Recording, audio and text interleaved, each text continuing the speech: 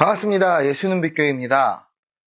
예수님의 오심을 기다리며 예배하는 12월 22일 오실 왕의 통치와 백성의 소망이란 제목으로 함께 나눌 하나님 말씀은 미가 5장 1절에서 15절까지의 말씀입니다. 제가 가진 구약성경 1294면입니다. 우리 함께 본문 말씀 보겠습니다. 구약성경 선지서에 있는 미가서 5장 1절에서 15절까지의 말씀 우리 함께 보겠습니다. 하나님의 말씀에 경청하십시오.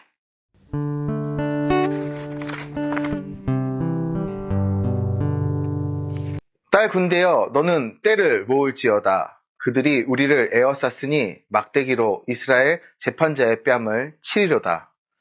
베들레헴 에브라다야, 너는 유다 족속 중에 작을지라도 이스라엘을 다스릴 자가 내게서 내게로 나올 것이라.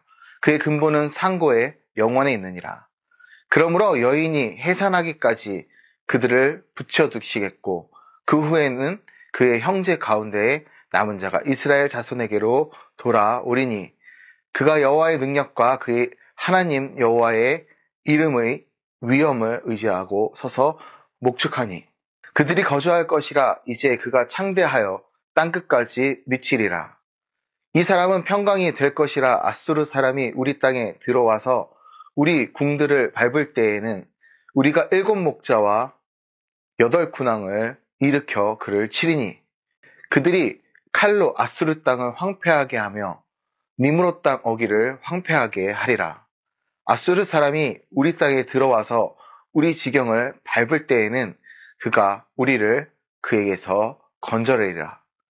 야곱의 남은 자는 많은 백성 가운데 있으리니 그들은 여호와께로부터 내리는 이슬 같고 풀 위에 내리는 단비 같아서 사람을 기다리지 아니하며 인생을 기다리지 아니할 것이며 야곱의 남은 자는 여러 나라 가운데와 많은 백성 가운데 있으리니 그들은 수풀의 짐승들 중의 사자 같고 양떼 중의 젊은 사자 같아서 만일 그가 지나간즉 밟고 찢으리니 능히 구원할 자가 없을 것이라.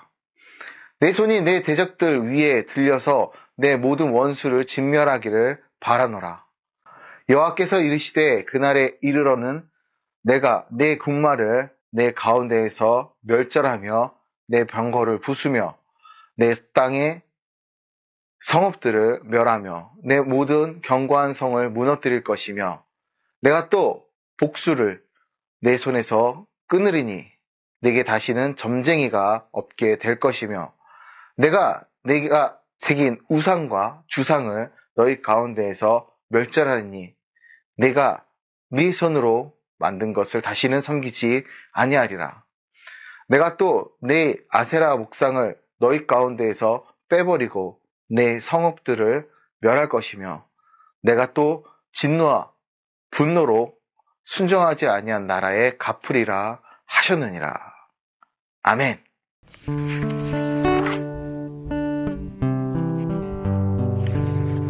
메리 크리스마스. 이제 즐거운 성탄절이 3일 앞으로 다가왔습니다. 미가는 장차 도래할 메시아 왕국을 미리 보기나 한 것처럼 생생하게 묘사하며 오늘 본문을 이야기합니다. 성탄절에 가장 많이 이야기하는 말씀이 바로 미가서 오늘 본문에 있죠. 베들레헴 에브라다야, 너는 유다 족속 중에 작을지라도 이스라엘을 다스릴 자가 내게서 내게로 나올 것이라. 그의 근본은 상고의 영원에 있느니라. 아멘. 이 말씀을 한 이유는 그가 선포한 말씀 속에 마치 눈앞에 펼쳐지는 한 폭의 그림처럼 생동감 넘치는 일들이 일어나기 때문입니다. 우리는 이 말씀을 믿음의 눈으로 바라볼 때 하나님께서 이루어 주실 미래의 소망이 우리를 오늘 살아가는 데 있어 힘과 용기를 줍니다. 소망은 우리를 붙드시는 하나님의 능력이 되어 순례자의 길을 끝까지 걸어가게 합니다. 믿음으로 소망을 품은 사람은 어떤 어려움 속에서도 좌절하지 않고 전진할 수 있습니다. 이제 선지자는 장차 오실 메시아에 대한 놀라운 예언을 전하지요.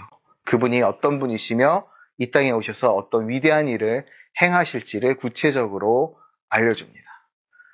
메시아는 막연한 소망이 아니라 하나님께서 약속하신 실체이며 그분의 임재로 인해 역사는 새롭게 쓰여질 것입니다.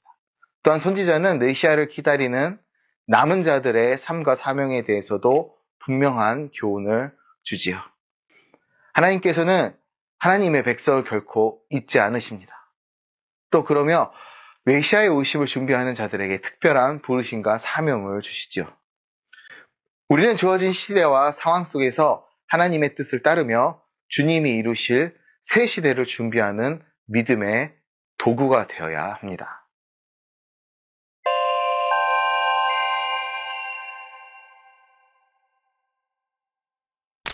선지자는 메시아 왕국의 주인이신 메시아에게로 초점을 옮깁니다. 하나님께서는 자신의 백성을 통치할 새로운 왕의 탄생지를 분명히 밝히십니다. 그곳은 다름 아닌 베들레헴입니다. 베들레헴은 당시 인구가 1000명도 되지 않는 아주 작은 시골 도시였습니다. 인간적인 시선으로 볼 때는 보잘것없는 이곳이 하나님의 구속 역사의 중심이 된다는 사실은 하나님의 뜻이 얼마나 신비롭고 크신지를 잘 보여줍니다. 이는 앞서 선언하신 작고 약한 자들을 모으겠다는 말씀과 명확하게 일치합니다. 하나님께서는 세상의 기준으로 크고 화려하고 유력한 것보다 작고 미약한 자들을 통해 일하기를 기뻐하십니다. 이것이 하나님의 역사 방식이며 그분의 섭리는 언제나 인간의 생각을 초월합니다. 오늘 1절을 표준 3번역으로 보면 그의 기원은 아득한 옛날, 태초에까지 거슬러 올라간다라고 말씀하십니다. 메시아의 등장은 우연히 일어난 일이 아니라 이미 영원전부터 하나님의 심중에 계획된 일이었습니다. 이는 인류 역사를 주관하시는 하나님의 영원하신 계획과 섭리를 드러냅니다. 하나님께서는 오랜 시간 동안 준비하신 그 계획을 이루시기 위해 때가 찼을 때 메시아를 이 땅에 보내신 것입니다. 3절부터 6절은 이 왕이 오심으로 이루어질 일에 대한 놀라운 말씀을 담고 있습니다. 특히 3절의 남은 자와 뒤에 있는 7에서 8절에 등장하는 남은 자는 중요한 차이를 보입니다. 3절의 남은 자는 자신의 죄로 인해 징계를 받은 후 회개하고 돌아온 자들을 가리킵니다. 반면 7절에서 8절까지 나오는 남은 자는 고난과 시련 속에서도 끝까지 믿음을 지킨 신실한 사람들을 의미합니다. 이 교훈은 하나님의 구원의 역사가 얼마나 공의롭고 은혜로운지를 보여줍니다. 산고와 같은 고난이 지난 후, 산통이 지난 후 하나님의 계획 속에 있는 새로운 왕이 오실 때 3절에 기록된 남은 자들은 회복될 것입니다. 그들은 하나님께로 돌아와 새 생명과 회복의 은혜를 누릴 것입니다. 그 왕은 하나님의 능력과 위엄을 힘입어 다스릴 것입니다. 그의 통치는 한순간의 권력에 그치지 않고 영원하며 그의 나라는 창대하고 견고하게 세워질 것입니다. 더 나아가 그 왕은 열방을 평정하시며 평강의 왕으로 이 땅에 참된 평화를 이루실 것입니다. 하나님의 통치, 그분의 통치는 공의와 평강으로 가득하며 그 왕국은 흔들리지 않는 주님의 나라, 하늘나라, 하나님의 나라가 될 것입니다.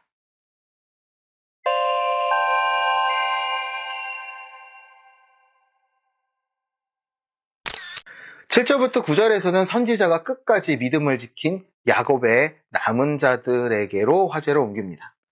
그들은 하나님이 뜻을 이루시기 위해 수많은 민족 가운데 남겨두신 자들이며 하나님의 뜻에 의해 특별히 선택된 사람들이었습니다.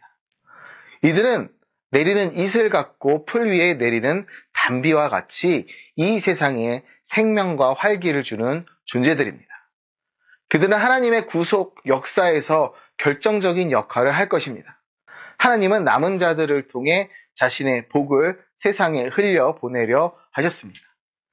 야곱의 남은 자들은 사자같이 용맹하고 강해 모든 대적을 무찌를 것입니다. 그들이 얼마나 강한지 그들이 지나갈 때 맞설 자가 없을 것입니다.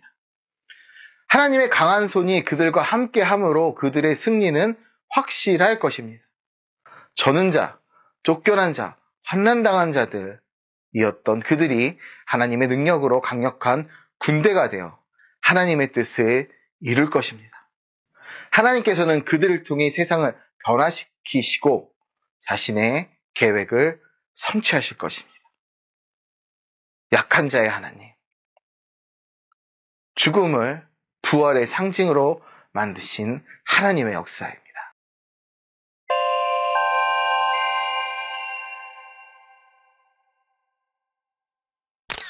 이어지는 10절부터 5절 마지막 절까지에서는 하나님께서 이스라엘이 의지하는 모든 것을 제거할 것임을 선언하십니다.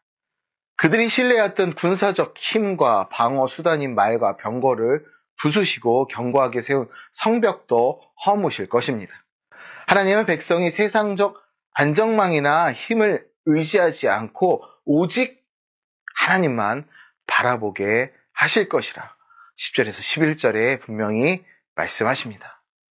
이어지는 12절에서 13절에 보면 또한 이방 나라들과 그들이 의존했던 동맹국들조차 하나님께서 멸절하실 것이라 합니다. 이는 어떤 인간의 권력이나 세상의 연합도 하나님의 계획을 이루는 데 필요하지 않음을 분명하게 보여주시죠. 이스라엘이 세상의 강대국이나 우상을 의지하는 잘못된 신뢰를 완전히 끊어내는 것이 바로 하나님의 뜻입니다. 더 나아가 모든 우상과 거짓 선지자 점쟁이들까지 철저히 제거될 것입니다. 하나님은 하나님의 백성, 자신의 백성이 거룩하고 순결하게 서기를 바라십니다. 이는 하나님의 백성이 세상과 타협하지 않고 주어진 사명을 감당하기 위함입니다. 마지막으로 15절에 하나님은 끝까지 순종하지 않고 자신을 거역하는 자들에게 진노와 분노로 갚으실 것이라 경고하십니다. 하나님의 나라는 거룩과 순종 위에 세워지며 더러운 자들은 그 나라에 들어갈 수 없습니다. 우리는 우리 삶 속에서 하나님이 제거하시기를 원하시는 것들을 되돌아봐야 합니다. 무엇을 제거하기 원하시는지 분명히 알아야 합니다. 하나님의 도구로 쓰임받기 위해 내려놓아야 할 모든 것은 과감하게 제거하고 깨끗하고 순결한 삶을 살아야 할 것입니다.